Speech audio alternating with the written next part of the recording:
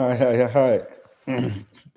Like the title said, I just wanted to deal with this question. I don't know how long I'm going to deal with it, but why do some immigrant communities do so well in America while some native community are not doing that well?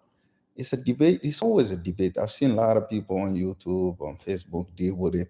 I've seen a black guy, an African American fellow who's a Pan Africanist, who I follow him, respect him. O'Shea Duke Jackson. He goes to Africa all the time. But even him, even though he travels a lot, I believe he lives in Europe. He doesn't really get the hang of it because he thinks, especially he focused on Nigerian Americans a lot. He think Nigerians that immigrates to America are already rich. That's why it's easy for them. I'm sorry to tell the brother, rich people in any country don't migrate and go work at Walmart or Target or start at the bottom in another country. Rich Nigerians stay in Nigeria. They might buy a house in London, they might buy a house in New York, or Dubai. They live what Nigerians call the shutter life. Go, live few weeks here or a month and then come back to Lagos. They won't just go migrate and stay 20, 30 years and have kids there and then have grandchildren there. No, that's not the way. And a Chinese guy might spend 30,000 to come to America, or come to America then pay back the money that he immigrated. But rich Chinese don't immigrate and just stay here. Or rich Indians now staying here. They might come, they might buy property, they go back and forth because they have companies there. So it's not a rich. My immigrants are not doing good in America because they're coming with money. They're coming with values. They're coming with families. If you look at it like the immigrant community that do best in America, I believe, is the Indian American community. But in the Indian American community, they have a divorce rate of 2%, marriage stability rate of 98%. 98%. Compare that to the black community, for instance. Only 24, 25% of black women are married. But like in the Indian community, they have a marriage stability of 98%. Even the 2% of divorcees, most of them remarry. The Pakistani community, they got like 87 or 88% marriage stability. The Bengali, I believe, is 90%. Chinese American is 84%. So that's one aspect. The family values, family staying together, kids having values because their parents, they live in a two-parent household.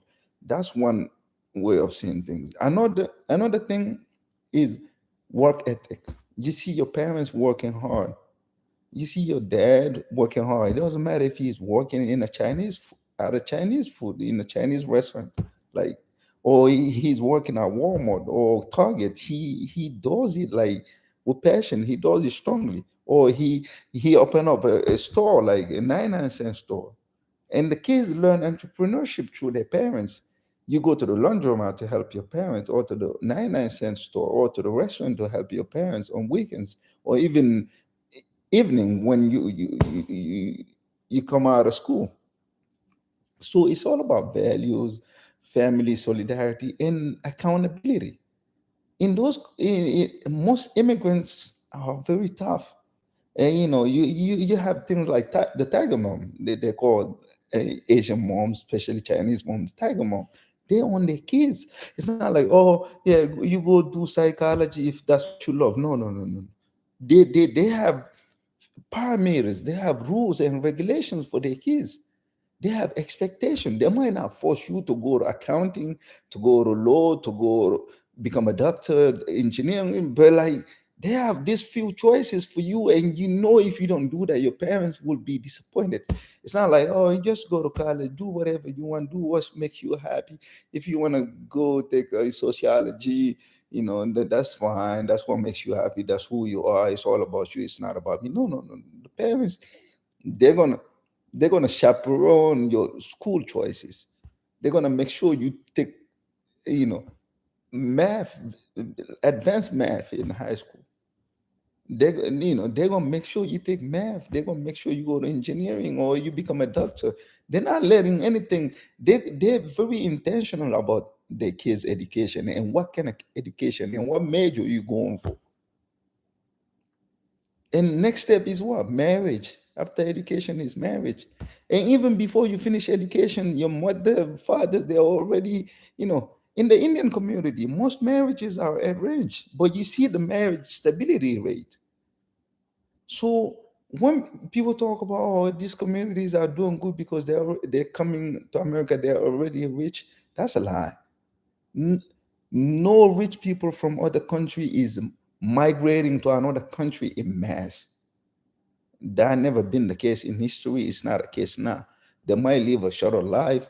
They might have, like rich Americans have houses in Europe sometime, in Paris or in Venice and stuff like that. So you might have a rich Indian that have houses in America, but they don't live here. They live in Mumbai. So, and there's another aspect too that, if a young person, that is true, if a young person uh, comes from Nigeria or India or China, let's say he's 18, 19, he already did his high school in those countries and migrate America, yeah, he might have some advantage. He might know more math than 90% of American high schoolers because they have very advanced math in those countries. So that is true. That's one aspect. Even though the country might be poor, but the education might be good in some aspect. The problem is next level educations, like when they go to college, it's too theoretical. It's not, they don't have all the machinery, to just exercise things. But when it comes to just doing math, calculus, they're very good at it. So when they come to America, that's one advantage a person that's born overseas might have.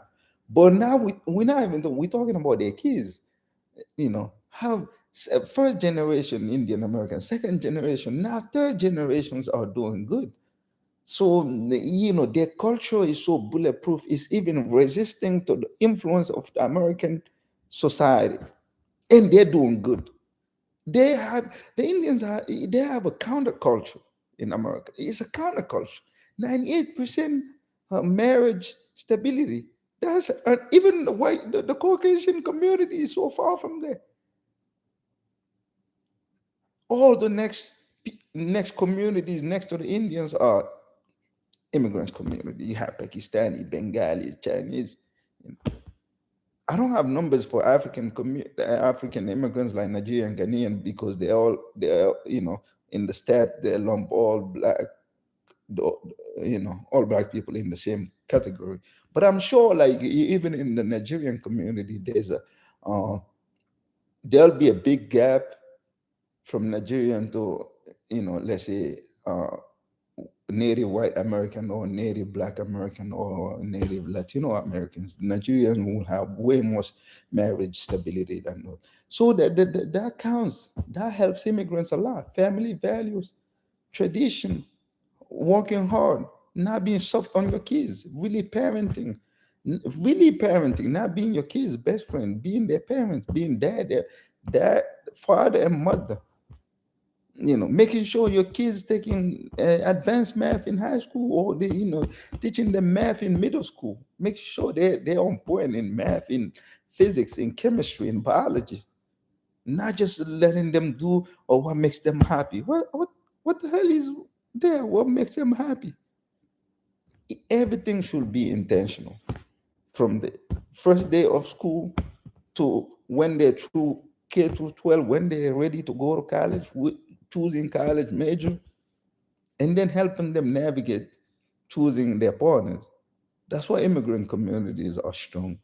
They're not coming with fortunes, they're not coming with gold, they're not coming with dollars, they're coming with values, the family values, marriage, you know, hierarchy. Kids have to listen to parents, parents have to listen to the grandparents. You know, we need hierarchy in life. We're not here to, be soft to our kids. That's why immigrants' kids are doing good. First generation, second, even third generation. That's the type of values. That's why in the Indian community, I think on income, they're up there next to the Jewish community. There's no secret. It's just family values, work ethic, discipline.